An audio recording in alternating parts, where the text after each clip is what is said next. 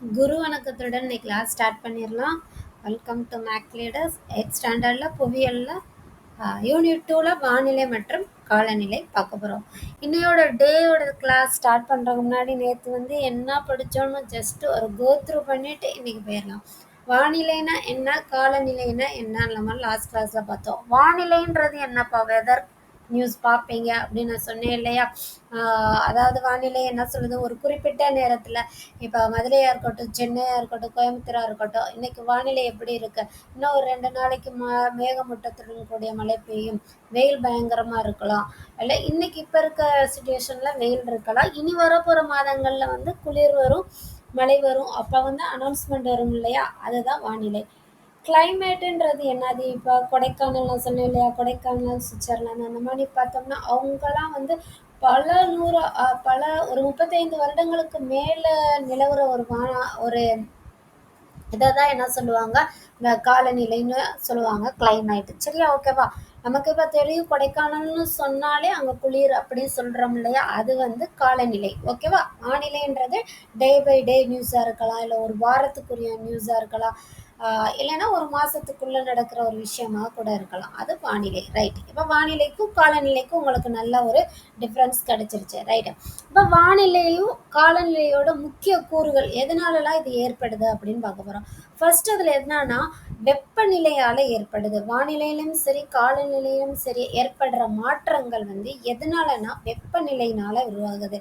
ஆக்சுவலாக நம்ம லாஸ்ட் கிளாஸ்லேயே பார்த்தோம் இல்லையா, நமக்கு ரெயின் பயங்கரமாக பெய்யறனால என்ன ஆகும், ஸ்கூலில் லீவு அனௌன்ஸ்மெண்ட் பண்ணிடுவாங்க. நீங்கள் ஸ்கூலுக்கு ரெடி ஆகிட்டு இருப்பீங்க, ஆனால் மழை பெஞ்சுட்டு இருக்கும். திடீர்னு பார்த்தா நியூஸில் என்ன பண்ணியிருப்பாங்க, லீவ் இந்தந்த மாவட்ட கனத்த மழை காரணமாக அந்த மாவட்டங்களுக்கெல்லாம் லீவுன்னு சொல்லி அலர்ட் பண்ணி விடுவாங்க இல்லையா, அப்படித்தானே. அது ஏன் ஏற்படுதுன்னா, இந்த வெப்பநிலை காரணமாகவும் இந்த வானிலையிலையும் காலநிலையிலும் திடீர்னு ஒரு மாற்றம் ஏற்படுது. புரியுதானே. நம்மளோட இதுக்கே கெஸ் ஆக முடியாத ஒரு விஷயம் நடக்கும் இல்லையா. ரைட்டு. அடுத்து மழையோட வீழ்ச்சி, காற்றழுத்தம் காரணமாக ஈரப்பதம், காற்று, இது எல்லாமே ஒரு முக்கிய கூறுகள் தான் வானிலையும் காலநிலையும் உருவாகிறதுக்கு. வெப்பநிலைன்றது என்ன, வெப்பநிலை தான் ஒரு முக்கிய கூறு, அதாவது முக்கியமான காரணம் சொல்லுவாங்களே, அந்த மாதிரி ஒரு காரணம் தான் வானிலைக்கும் காலநிலையும் சேஞ்ச் ஆகிறதுக்கு ஒரு முக்கிய காரணம் வெப்பநிலை தான். வெப்பநிலை எதனால ஏற்படுதுன்னு பார்த்தோம்னா, பூமி அதை சுற்றி அதுக்கு மேலே என்ன செய்யுது, வளிமண்டலம், புவியும் அதுக்கு மேலே வளிமண்டலம் இருக்குன்னு பார்த்தோம். அந்த வளிமண்டலத்தில் வாயுக்கள்லாம் இருக்கும், இந்த கிளாஸில் பார்த்தோம் தானே.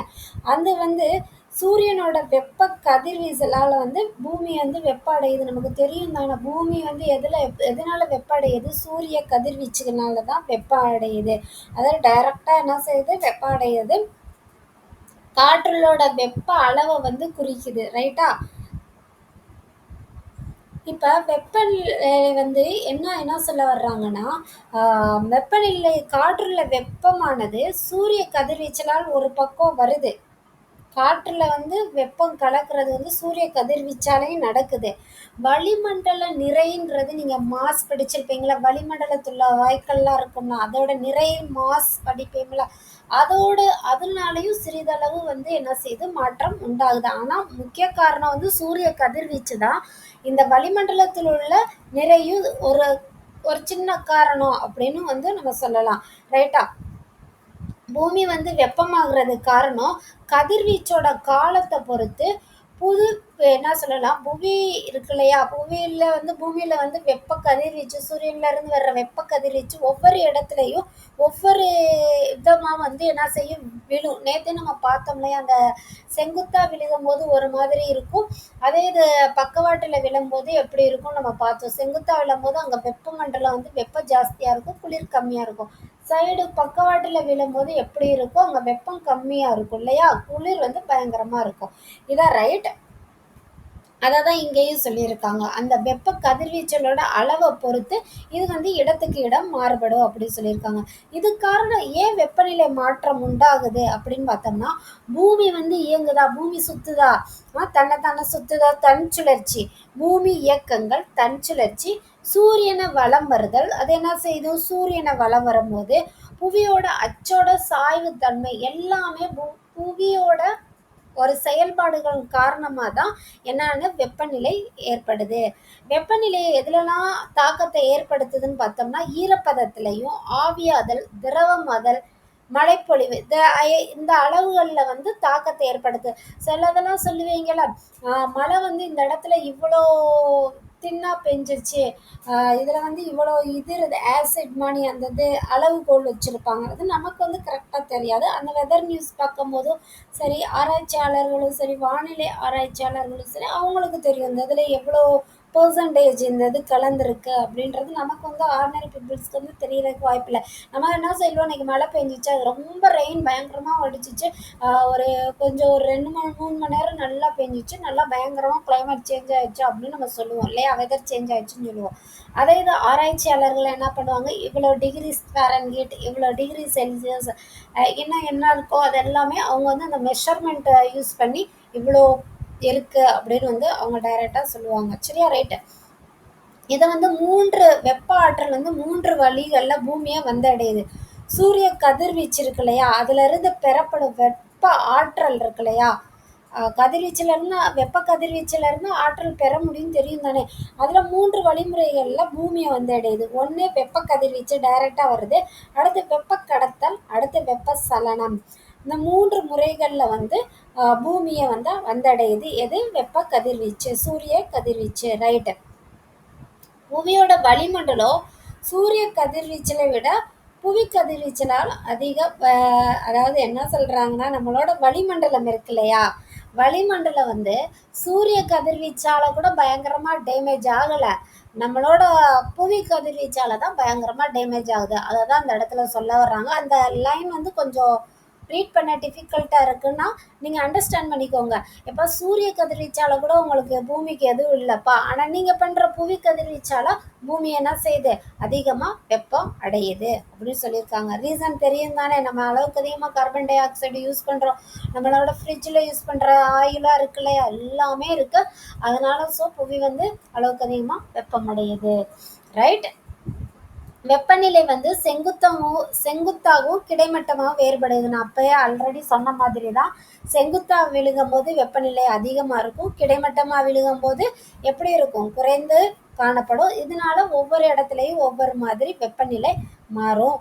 இதை என்ன சொல்கிறாங்கன்னா, கீழடுக்கில் வெப்பநிலையானது 1000 மீட்டர் உயரத்திற்கு 6.50 என்ற அளவில் வெப்பநிலை குறைந்து கொண்டே செல்கிறது. 1000 மீட்டர் உயரம் போகும்போது இந்த மணிலாம் குறையுது சொல்கிறாங்க.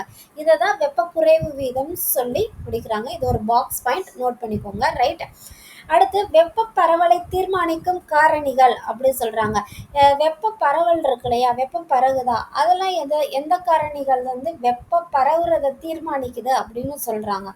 அதை வந்து அட்சரேகை, உயரம், நிலத்தோற்றம், கடல் நீரோட்டம், வீசும் காற்று, கடலில் இருந்து தூரம், இயற்கை தாவரங்கள், மண், இது எல்லாமே வெப்ப பரவலை தீர்மானிக்கும் காரணிகள்.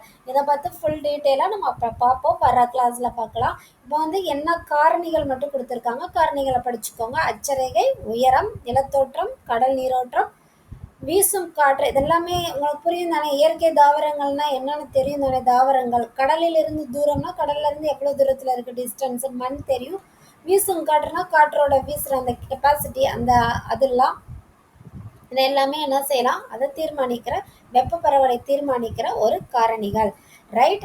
வெப்பநிலையை எப்படிலாம் அளவிடலாம்னு சொல்லியிருக்காங்க. நமக்கு தெரியும் ஆல்ரெடி வெப்பத்தை அளவிடுறதுக்கு நமக்கு ஒரு சின்ன ஃபீவராக இருந்தால் ஹாஸ்பிட்டல் போனால் என்ன பண்ணுவோம், நமக்கு செல்சியஸில் சொல்லுவாங்க. முதல்லாம் செல்சியஸ் தான். நாங்களாம் சின்ன குழந்தைகளாக இருக்கும்போது என்ன பண்ணுவாங்கன்னா, ஒரு குட்டி அந்த என்ன சொல்லலாம் வெப்பநிலைமானி அந்த இது இருக்கும் இல்லையா, டெம்பரேச்சர் பார்க்குறதுக்கு தெர்மாமீட்டர், அதில் வந்து அந்த குச்சியை வாயில் வச்சு பார்ப்பாங்க. அந்த மாதிரி தான் இருந்துச்சு. இப்போ வந்து டைரெக்டாக வந்து என்னது, ஒரு கன்மானி இருக்குது, லைட்டாக அப்படி டச் பண்ணாலே உங்களுக்கு எவ்வளோ ஃபாரன்ஹீட்டில் இருக்குதுன்னு தெரியுது. உங்களுக்கு அப்போ பார்க்குறதுல இப்போ எங்களுக்குமே இப்போ வந்து ஃபாரன்ஹீட் யூஸ் பண்ணுறாங்க, அப்போல்லாம் செல்சியஸ் யூஸ் பண்ணுவாங்க. ஓகே. இப்போ வெதர் நியூஸ் பார்த்தீங்கனாலுமே செல்சியஸ்லேயே சொல்லுவாங்க, ஃபாரன்ஹீட்லேயே சொல்லுவாங்க. செல்சியஸ் வந்து 37 38 அந்த மாதிரி தான் போயிட்டுருக்கோம், ஆனால் ஃபாரன்ஹீட் 101 102 அந்த மாதிரி மென்ஷன் ஆகிட்டுருக்கோம். Okay, right. அதோட எஸ்ஐ அழகு என்ன சொல்லுவாங்க, வெப்பத்துக்கு கெல்வின் தானே. ரைட். அடுத்து வானிலை ஆய்வாளர்கள் என்ன பண்றாங்க, இத வெப்பநிலையை அளக்கிறதுக்கு ஸ்டீவன்சன் வெப்பமானியை யூஸ் பண்றாங்க. இது வந்து குறைந்தபட்சத்தையும் கண்டுபிடிக்கும், அதிகபட்ச வெப்பமானி மூலியமும் கணக்கிடுகிறார்கள். எத? வானிலை ஆய்வாளர்கள். சொன்னேன்ல, சயின்டிஸ்ட்லாம் என்ன பண்ணுவாங்க, அதை அளக்கிறதுக்குன்னே ஒரு வெப்பநிலைமானி வச்சிருக்காங்க, வெப்பமானி வச்சிருக்காங்க. அது பேர் என்னது? Stevenson. Okay, right. Right, next பார்க்கலாமா? சூரிய கதிர்வீச்சிலிருந்து புவி பெறுகின்ற வெப்ப ஆற்றலானது இது வந்து ஒன்றும் இல்லை. என்ன சொல்கிறாங்கன்னா, சூரியனோட கதிர்வீச்சு வருது இல்லையா, பூமியில் வருது. பூமி பெறுகிற வெப்பம் வந்து வெப்ப ஆற்றல் இருக்கு இல்லையா, அது வந்து வெளியேறுகின்ற புவி கதிர்வீச்சலால் இழக்கப்படுகிறது. அங்கே பெறுகிற வெப்ப ஆற்றல் வந்து இந்த பக்கம் என்ன செய்யுது, இழக்குது, புவியோட கதிர்வீச்சலால் இழக்குது அப்படின்னு சொல்கிறாங்க. சரியா? புரியுது தானே?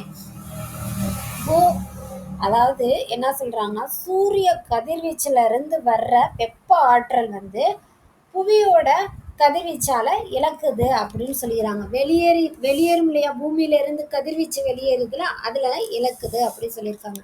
இதை என்ன சொல்றாங்கன்னா, வெளியேற்றப்படும் வெப்பத்தால வந்து 2 மணிலேருந்து 4 மணிக்கு வந்து அதிக வெப்பம் அடையுது. நீங்கள் சாட்டர்டே சண்டே அப்பா அம்மா கூட வெளியே போகும்போது, இல்லைன்னா வாட் எவர் இட் இஸ், இப்போ எல்லாரும் ஸ்கூல் போயிடுவீங்க, மற்ற நாளில் யோசித்து பாருங்களேன். ஒரு வெயில் வந்து நம்மளோட தாக்கம் எப்போ பயங்கரமாக இருக்கும்னா, அந்த 2 to 4 hours வந்து பயங்கர ரஷ்ஷாக இருக்கும். பயங்கர ரஷ்ஷாக இருக்குன்னு சொல்கிறாங்கன்னா, பயங்கர என்ன இருக்கும், வெப்பம் ஜாஸ்தியாக தான் இருக்கும். அதை தான் சொல்கிறாங்க, வெளியேற்றம் வெப்பத்தால் பிற்பகல் 2 மணியிலிருந்து 4 மணிக்குள் அதிக வெப்பமடைகிறது. இது அதிகபட்ச வெப்பநிலை வந்து எதை மென்ஷன் பண்ணுறாங்கன்னா, பிற்பகல் 2 மணியிலிருந்து 4 மணிக்குள். குறைந்தபட்ச வெப்பநிலை வந்து அதிகாலை காலையில் 4 மணிக்கெல்லாம் கொஞ்சம் கிளைமேட் சேஞ்ச் ஆகுறது தெரியும். இந்த குளிர்காலத்துலலாம் அந்த 4 o'clock அந்த மாதிரி டைம் இருந்துச்சுன்னா பயங்கர குளிர் ஸ்டார்ட் ஆயிரும். அந்த இப்போ இன்னும் ஒரு 2 monthஸில் ஓகே ஸ்டார்ட் ஆகிடும். அப்போ பாருங்களேன், அந்த ஒரு 4 o'clock ஸ்டார்ட் ஆகும்போதெல்லாம் நமக்கு வந்து நம்மள அறியாமலே பயங்கர என்ன செய்ய ஆரம்பிக்கும், குளிர் வர ஆரம்பிச்சிடும். அதுதான் குறைந்தபட்ச வெப்பநிலை அந்த இடத்துல தான் ஸ்டார்ட் ஆகுது. அதிகாலை 4 மணிலேருந்து சூரியன் உதிக்கிறதுக்கு முன்பா. சூரியன் வந்துருச்சுனாலே என்ன ஆயிரும், நமக்கு வெப்பம் வந்து வர ஆரம்பிச்சிடும். ரைட்டா? இப்போ வெப்பநிலை வீச்சு. வெப்பநிலை வீச்சுன்னா என்னன்னு பார்க்கலாம். ஒரு ஒரு இடத்துல இப்போ இந்த இடம் இருக்குன்னு வச்சுக்கோங்களேன், இங்கே 24 மணி நேரத்துக்குள்ள அதிகபட்சம் குறைந்தபட்ச வெப்பநிலை இருக்கும்ல. இப்போ இப்போ இன்னைக்கு வந்து அதிகபட்ச வெப்பநிலை இங்கே கொடுத்துருக்காங்களே, இந்த எக்ஸாம்பிளே நான் சொல்கிறேன். அதிகபட்ச வெப்பநிலை வந்து 87 டிகிரி ஃபாரன்ஹீட்னு வச்சுக்கோங்களேன். குறைந்தபட்ச வெப்பநிலை 73 டிகிரி ஃபாரன்ஹீட். இது சராசரினா என்னடா, நமக்கு தெரியும், ஒரு பொருளோட சராசரி பார்க்கணும்னா எத்தனை நம்பர்ஸ் இருக்கோ டிவைடட் பை அந்த நம்பர், அதோட ஆன்சர் வந்து கிடைச்சிரும். அதான் இப்போ இதுக்கு 2 தான் பார்க்க போகிறோம், அதிகபட்சம் மற்றும் குறைந்தபட்ச வெப்பநிலை. ஸோ இந்த 2ஐயும் ஆட் பண்ணி 2ஆல் டிவைட் பண்ண போகிறோம். டிவைடட் 2. 87 + 73 எவ்வளோ? இது 90, 100, 160. 160 டிவைடட் 2னா 80 டிகிரி ஃபாரன்ஹீட். இப்போ புரியுதா? இதுதான் வெப்பநிலை வீச்சு. வெப்பநிலை வீச்சுனா நீங்கள் எதுவுமே வந்து மனப்பாடம் பண்ணாதீங்க. என்ன சொல்லிடலாம், டக்குன்னு அதிகபட்சம் குறைந்தபட்ச வெப்பநிலை, அதிகபட்ச வெப்பநிலைக்கும் குறைந்தபட்ச வெப்பநிலைக்கும் இடையே உள்ள சராசரி, இதை வந்து மனப்பாடம் பண்ணாதீங்க. கீழே உள்ள இந்த இருக்கலையா 87 டிகிரி ஃபாரன்ஹீட் 73, அதை நீங்கள் அண்டர்ஸ்டாண்ட் பண்ணிங்கனாலே மேலே உள்ள லைன்ஸை நீங்களே என்ன செய்யலாம், க்ரியேட் பண்ணி எழுதிடலாம். ரைட். அடுத்து, ஒரு நாளில் அமையோட உச்ச வெப்பநிலைக்கும் நீச வெப்பநிலைக்கும் உடைய வேறுபாடை வந்து என்ன சொல்கிறாங்க, தினசரி வெப்பநிலை வீச்சு. தினசரி வெப்பநிலை வீச்சுன்னா என்ன சொல்கிறாங்க, அதே தான்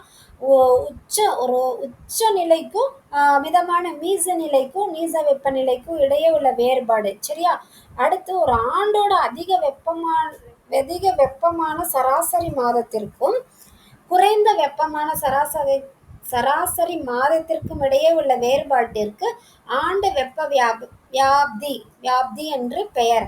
அதாவது என்ன சொல்றாங்கன்னா, தின வியாப்தினா அதாவது ஒரு நாள்ல இருக்க உச்ச வெப்பநிலைக்கும் நீச வெப்பநிலைக்கும். ஒரு ஆண்டுனா ஏதோ ஒரு மாதத்தை சொல்ல முடியாது இல்லையா, அதனால ஒரு 3 மாசம் அதிகமா வெப்பநிலை இருக்குன்னா அந்த 3 மாசத்தோட அதிகபட்ச அந்த 3 மாசத்தோட சராசரி இருக்கு இல்லையா, அதிகமான சராசரிக்கும் குறைந்த 3 மாசத்தை எடுத்து அதோட சராசரிக்கும் இடையே உள்ள வேறுபாடு தான் ஆண்டு வெப்ப வியாப்தின்னு சொல்றாங்க. சரியா? அங்க டைரக்டா 1 மாசம்னாலும் டைரக்டா சொல்லியாச்சு. இங்க வந்து ஆண்டுக்குனால 3 மாசம் 2 மாசம் எது அதிகமான அந்த வெப்பம் இருக்கோ அதை வந்து அதுக்கூட சராசரியாக வச்சு பார்க்குறாங்க. வெப்பநிலை பரவலை சமவெப்ப கோடுகள் மூலம் அறியலாம். சரியா? வெப்பநிலை பரவுதா அதை வந்து எப்படி பார்க்குறாங்கன்னா சமவெப்ப கோடுகள் மூலம் கண்டுபிடிக்கிறாங்க. இப்போ சம வெப்பநிலை கொண்ட இடங்களை இணைத்து இப்போ ஒரு நம்ம தமிழ்நாடுன்னு வச்சுக்கோங்களேன். தமிழ்நாட்டில் வந்து சம வெப்பநிலை கொண்ட இடங்கள் வந்து ஒரு 3 இடம் வச்சுக்குவோம். சும்மா நமக்கு தெரியல, ஒரு 3 இடம் வச்சுக்கலாமே. தமிழ்நாட்டில் உள்ள ஒரு 3 இடம், மதுரை, சென்னை, கோயம்புத்தூர், இந்த மாதிரி 3 இடம். இது 3லையுமே வெப்பம் ஓரளவுக்கு ஈக்குவலாக இருக்குது அப்படின்னா அந்த 3 இடத்தை இணைத்து ஒரு கற்பனை கோடு வரைவாங்களா, அது அந்த கற்பனை கோடை தான் சமவெப்ப கோடுகள் சொல்கிறாங்க. அவ்வளோதான். நீங்களும் உங்களுக்கு தோன்ற மாதிரி அண்டர்ஸ்டாண்ட் பண்ணி படிக்கணும். எதையுமே என்ன செய்யக்கூடாது, மக்கப் பண்ண கூடாது. இன்னையோட கிளாஸ்ல நம்ம என்ன செஞ்சாச்சு, வானிலை மற்றும் காலநிலையோட முக்கியமான கூறுகள் படிச்சாச்சு. நாளைக்கு டேயோட 3ல இதை கண்டினியூ பண்ணி பார்க்கலாம். இந்த வீடியோ பிடிச்சிருந்துச்சுன்னா உங்களோட ஃப்ரெண்ட்ஸுக்கு வந்து சொல்லுங்க. பிடிச்சிருச்சுன்னா அப்படியே ஒரு லைக் தட்டி விட்டு சப்ஸ்கிரைப் பண்ணுங்க. நன்றி, வணக்கம். இன்னொரு வீடியோவில் பார்க்கலாம். தேங்க்யூ.